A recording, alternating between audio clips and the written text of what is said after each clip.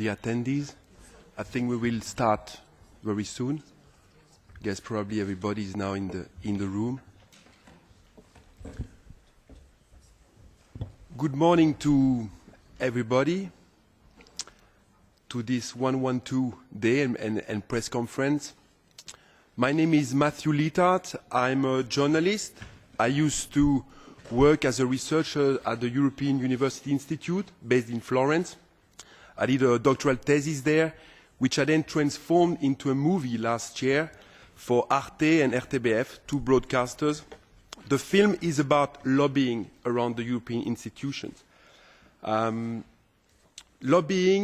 we're not against lobbying, and there is reason behind that, but what we say is that after 30 years of globalization, the economic power of transnational actors has now become political power. So the film is about regulation of lobbying.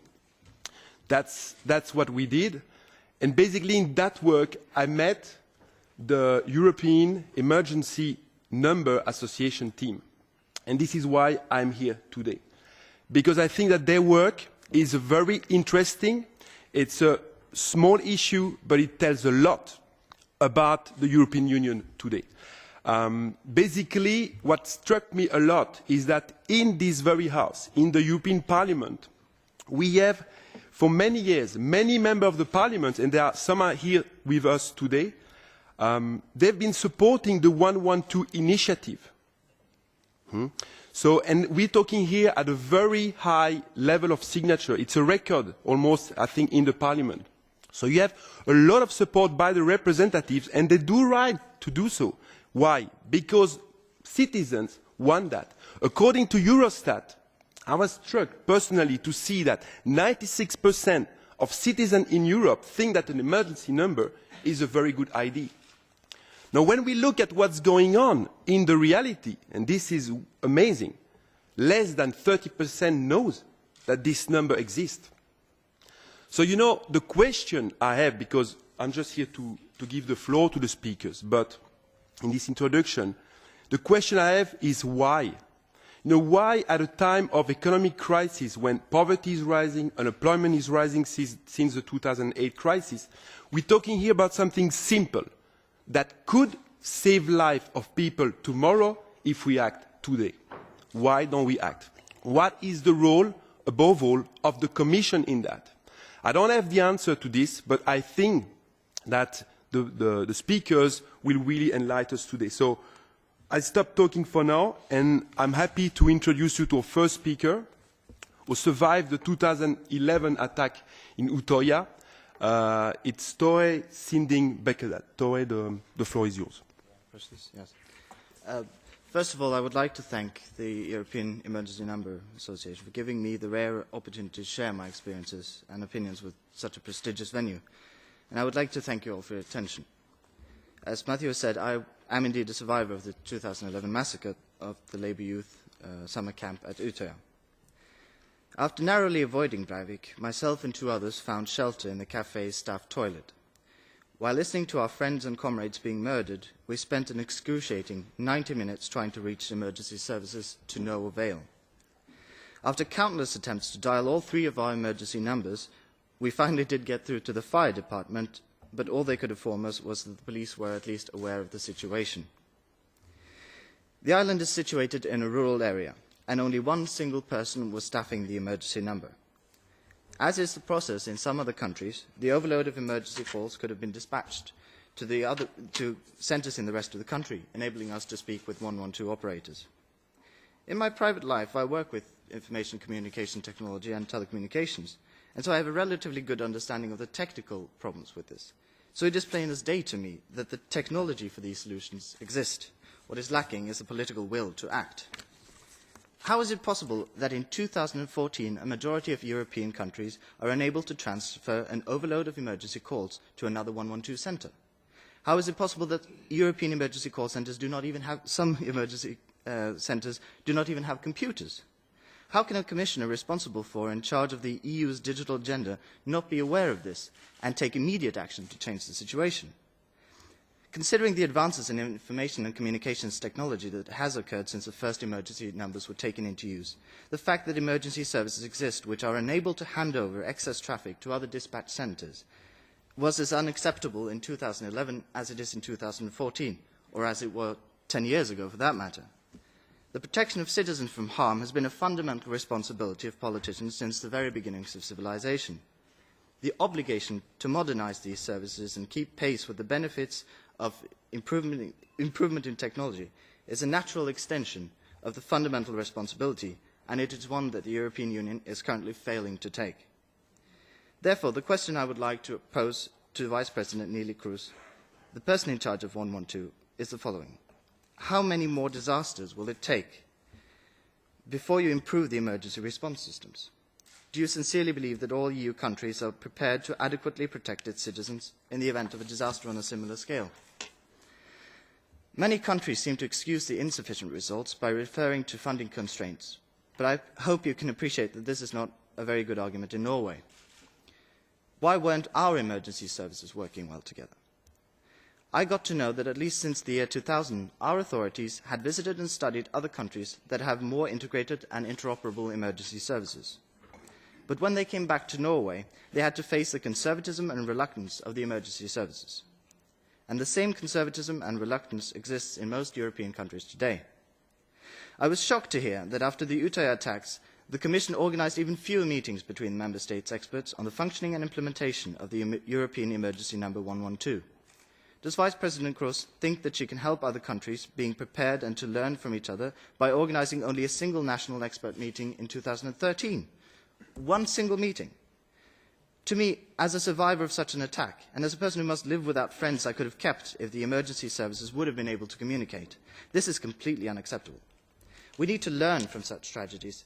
Indeed, we shouldn't even need the tragedies to see the obvious need. Commissioner Kroes may hide behind the principle of subsidiarity, but her role is to make sure that Member States understand. I don't think she is succeeding in doing that. I hope my personal experiences can serve as an illustration of the vital role which accessible, good and resilient emergency numbers can serve, and the political responsibility you indisputably will bear for the human tragedies that will result from unnecessary delays of this important work. Thank you very much, Tore, for this. We now have a message from Martin Schulz. He's not with us today, but he recorded a video just for this event, so a few minutes to hear his message.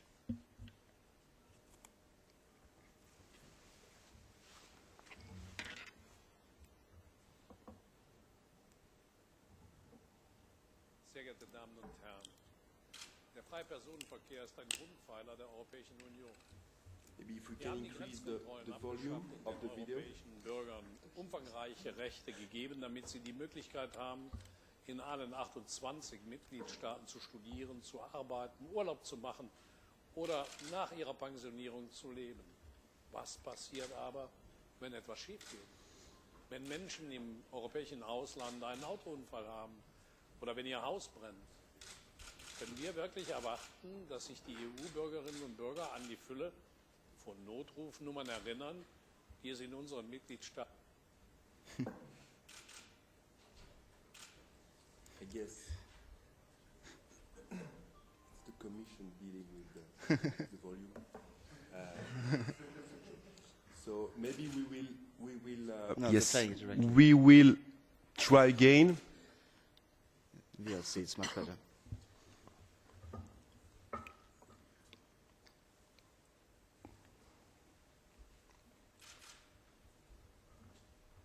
Der freie Personenverkehr ist ein Grundpfeiler der Europäischen Union.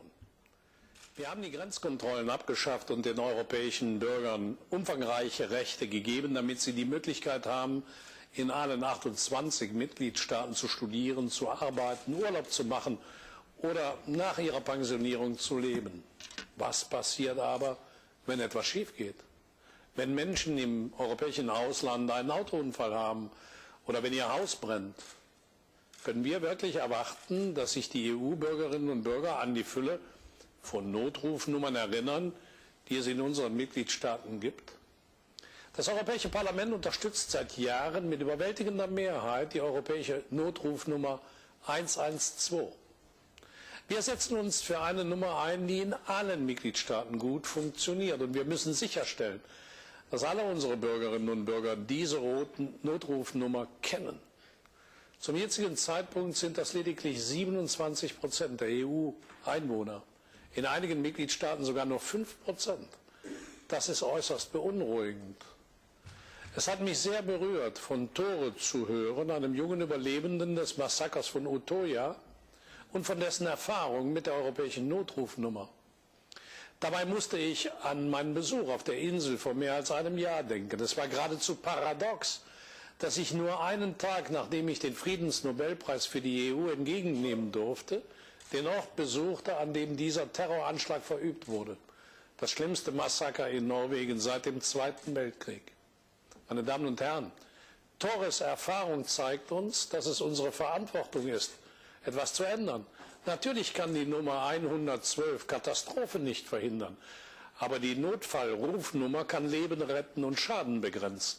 Deshalb fordere ich die Kommission und die Mitgliedstaaten auf, sich tatkräftig für die europaweite Notrufnummer 112 einzusetzen, um sie so bekannt und so zuverlässig wie möglich zu machen.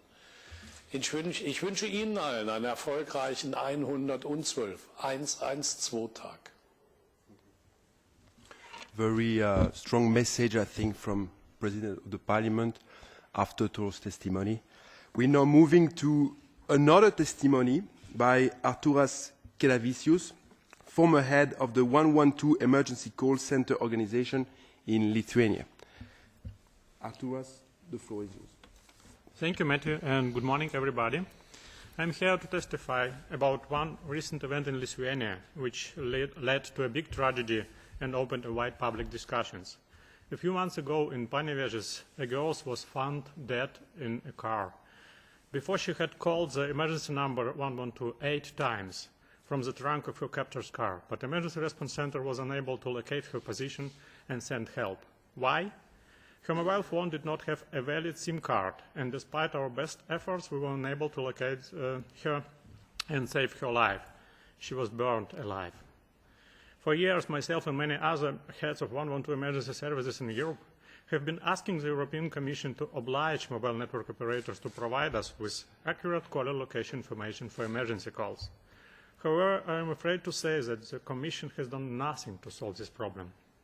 Currently, caller location information from mobile phones is not near accurate enough, often providing accuracy level of several hundreds of meters, and often several kilometers in rural areas. Presently, the Commission doesn't even oblige access to 112 from mobile phones without an active SIM card. In our case, in Lithuania, we accept emergency calls from these phones without SIM cards because we believe it could possibly be an emergency call, and it was an emergency call in this case I mentioned. However, in many other countries, the girl could not even have reached the emergency services because SIM card-less emergency calls are not permitted. Our caller location system in Lithuania at least as good, if not better, than in many other European countries. We get the cell ID information digitally, and we get this data instantly. In many other countries, the information is available only by fax. Do you know what it means? It means if you are being attacked, murdered, or raped, the 112 call taker has to send a fax to your mobile network operator while you are being attacked, murdered, or raped, and wait for the fax with the location information that usually arrives in the next 15 minutes or even longer in some cases. I apologize for having to tell you this bluntly, but unfortunately this is a reality. The most astonishing thing of all that is that the European Commission, the guardian of the treaty, has not begun any enforcement actions against the member states for non-compliance with the directive on 112. Why? Maybe it's because the non-compliant member states are mainly the big member states, and the European Commission does not want to take actions against them. Ultimately, I had to take the blame and decide from my position. Of course, everyone will understand that it was easier to target an ordinary official individual rather than the Commission. After this tragedy, Lithuanian mobile network operators remembered their social responsibilities and at the end of 2013 implement additional system for sending caller location information automatically when calling 112 from SIM-less devices. But I'm afraid to say that if someone calls 112 again, in the same situation as I mentioned before, an overwhelming majority of 112 centers in Europe will not be able to locate her and rescue her. If we want to save more lives, we must face the mobile network operators, improve the EU regulation and ensure its full implementation. Only the European Commission can act on that. It has the legislative power and mandate to do so.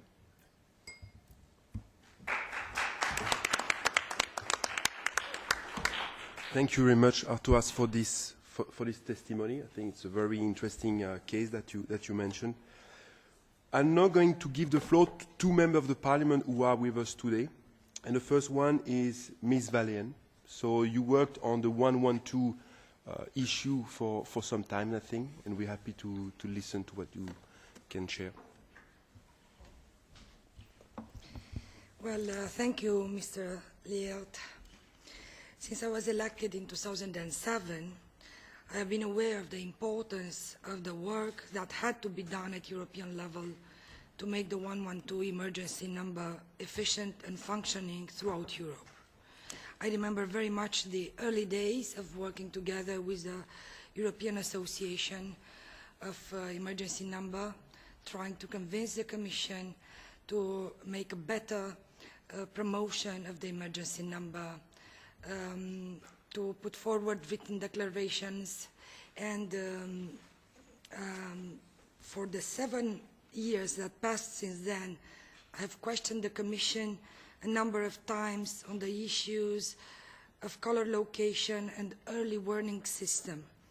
In 2009, I managed to introduce the obligation for every operator to inform citizens traveling between EU countries about 112 by SMS. This was a big success because, as you know, when you are in roaming, you open your phone, your operator tells you about tariffs, and then there's a sentence saying 112 is the emergency European number. And this is huge for letting the people know that wherever they are traveling across Europe, there is only one emergency number. Currently, I'm working on the emergency call for cars, the e-call proposal. This year is the end of the Commission mandate, and the only conclusion is that not enough had been done by the Commission, especially on caller location, which is a very important element of well-functioning emergency access. It was illustrated by the tragedy that took place in my country, Romania, where a plane carrying 6 doctors crashed in the mountains on their way to collect organs for transplant. Due to a lack of caller location obligation, emergency services only arrived on the accident site 6 hours after the emergency call, and this was only thanks to a local woodsman who have given the alert. As a result, the pilot and the young medical student who had survived the crash died being unattended on time. There are endless stories like this. It is unacceptable that despite the availability of the GPS, GNSS technology, the obligation of caller location has not yet been enforced at European level. Last year, I tabled an amendment in Industry Committee on my report on e-call, the e-call proposal, which would deploy the e-call in all cars by 2015. This system will automatically call emergency services in case of a crash and will be located by GPS chip. While this is a very welcome step forward, e-call will represent only 1.7% of the annual number of emergency calls in the EU. And as the technology is available, why do we not use it? My amendment to e-call required to extend the caller location obligation to mobile terminals.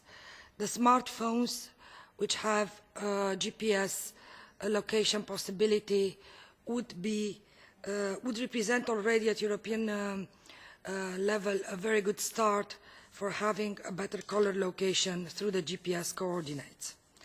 I believe that all citizens, and not only those who are equipped with e-calls in their vehicles, can benefit from the already widely deployed GNSS location technologies.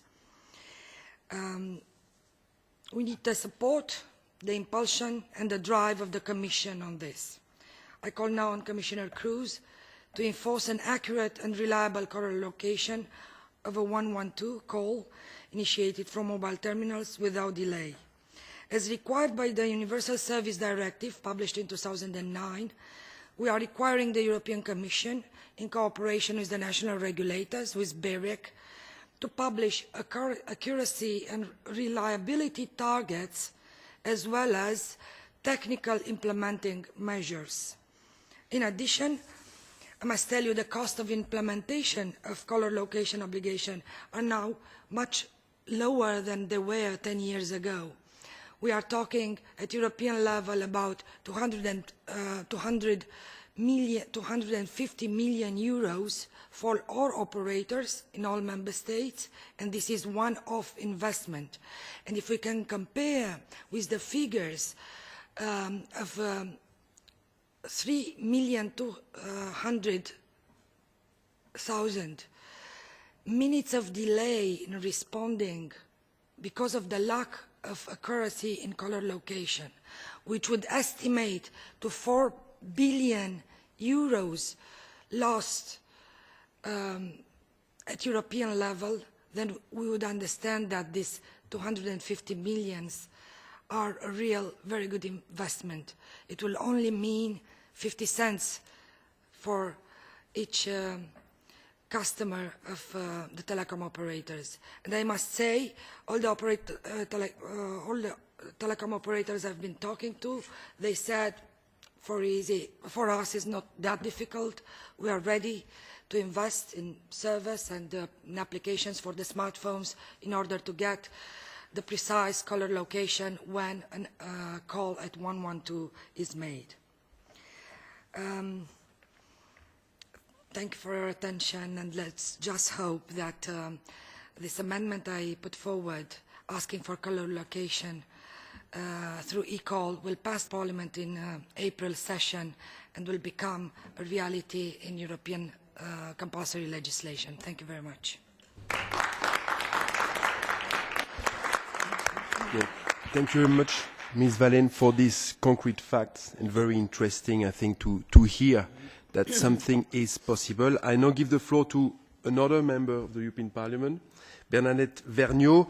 You also work on the 112 case, and I think you're also reporter on electronic communication. Yes, the floor is yours. Merci. Thank you. Good morning to everyone. Well, I'm very happy to be here with all of you for the 112 Day. I've been working on this subject for about 8 years now. And the first time I was working on this was during the last telecoms package. And in that, we worked on the question of access for disabled people, on improving information and localization provisions. Well, at the end now of the parliamentary term, I have to say that the results are fairly depressing.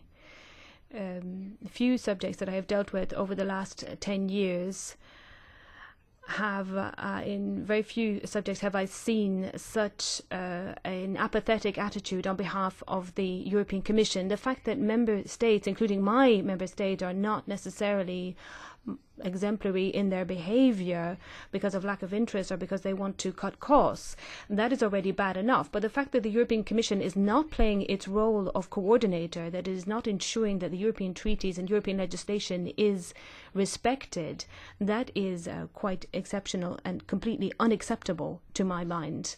And we have heard the figures mentioned, the number of consultation meetings that have been held, the infringement procedures or the campaigns, the number of campaigns that have been launched on this.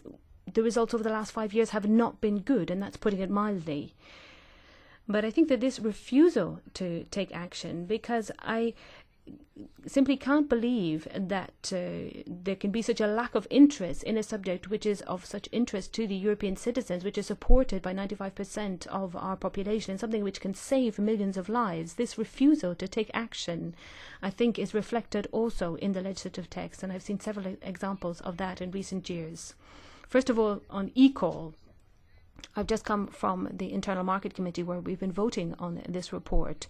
The Commission, I'm sure, will be very happy to hold up this text as a wonderful achievement, but really it doesn't represent very much. I mean, yes, of course, it's a good system, but why are we investing so much and why are we giving priority to calls from cars when this is only a tiny proportion of emergency calls, less than 10%?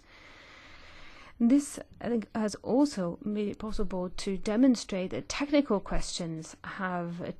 issues are not an impediment to caller localization. All that is lacking here is the political will.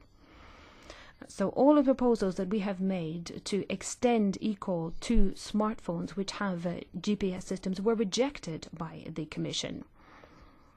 And the Commission explains to us that the lack of progress is not its fault, but it is the responsibility of the Member States, and that it requires greater powers in this area. Well, I think that is questionable. And above all, there is a question of why it has not used its prerogative and set ambitious objectives when it came to deciding on the Connected Continent package. And I know what I'm talking about here because I am the rapporteur for the Socialist Group on that. Not only did we not see any proposal on Article 26, but also the reception given to our key amendments on this issue was not very good at all. And I know very well that it has been suggested to various colleagues in other groups to try and play for time here and hold things up. So it seems to have been urgent to do nothing at all. The Commission, on the one hand, is asking for greater powers, but it doesn't want to have any additional obligations, and as a result is not proposing anything to improve the legislation.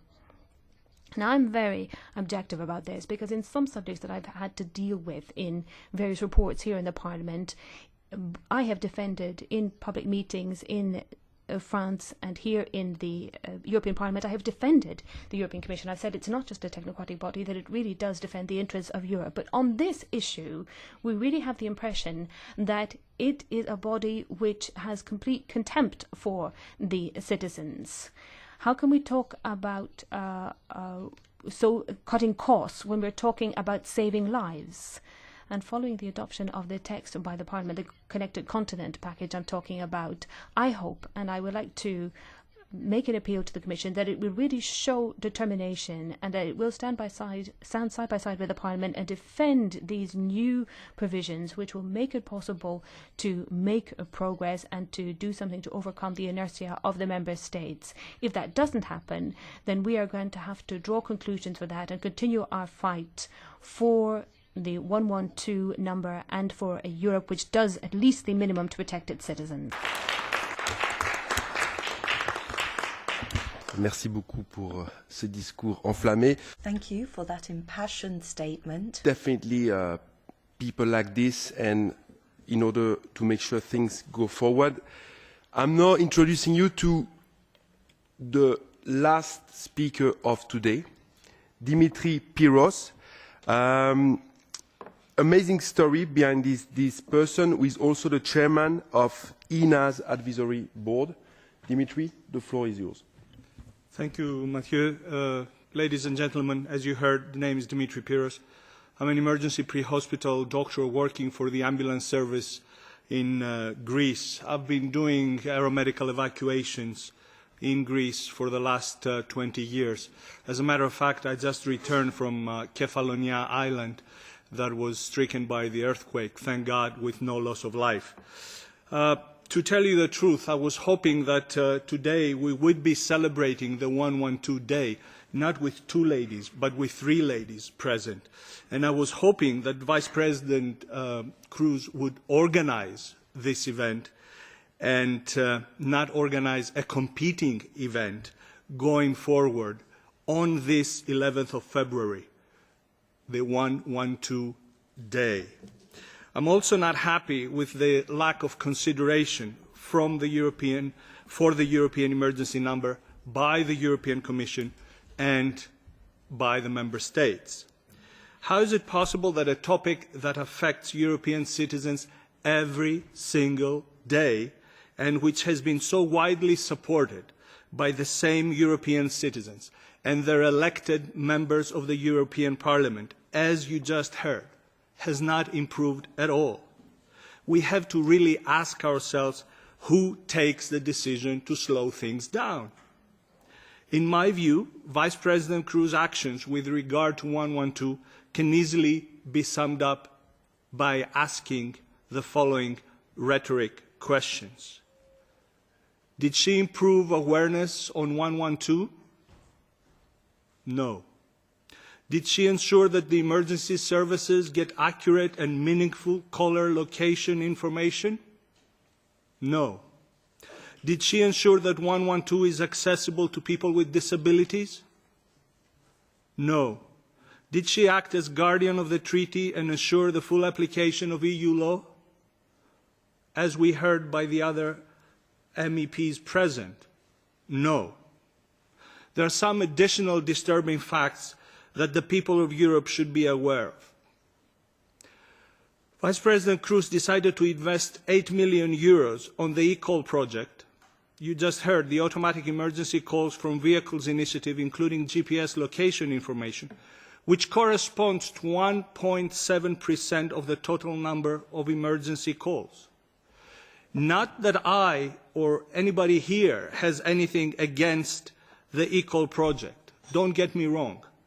But what happened to the next 98.3% of emergency calls? She has invested not even half on the figure that you heard of the 8 million. Now, I'm really sorry to say, but there is a joke going on among emergency dispatchers.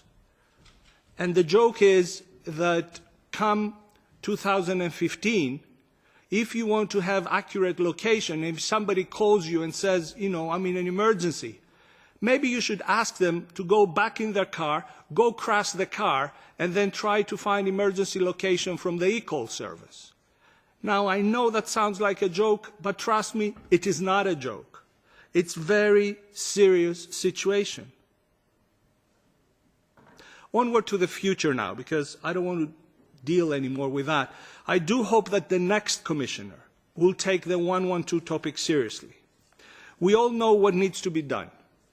And with a better 112, we will not only save lives, but also money and property. Who can go against this in time of economic crisis? And coming from Greece, I know a thing or two about economic crisis, trust me. Perhaps the next president should even consider removing the responsibility for 112 from the current DG and place it where it will receive the attention it deserves. The example given by Madam Valen is clear.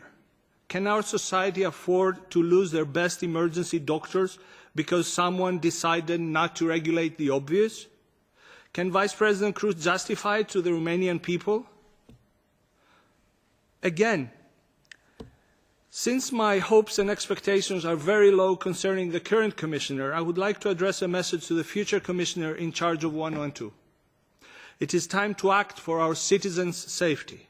We cannot afford another response like the Otoya response that we just heard this morning.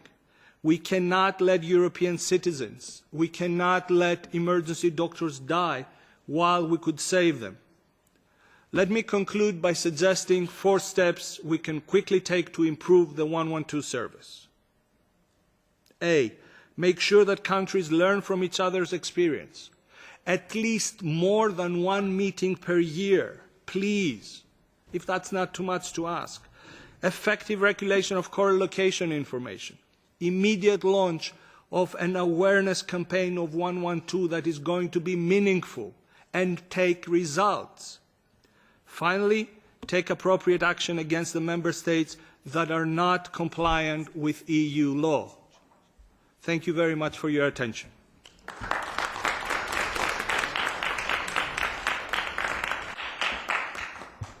I'd like to thank all the speakers who were there today, you for your presence. I've just been told by the translators that we now over time, so we won't take questions like this now, but of course we are around, and feel free to ask questions to any of the speakers or people from ENA if you have questions. Thank you very much for your attendance, and have a good 112 day.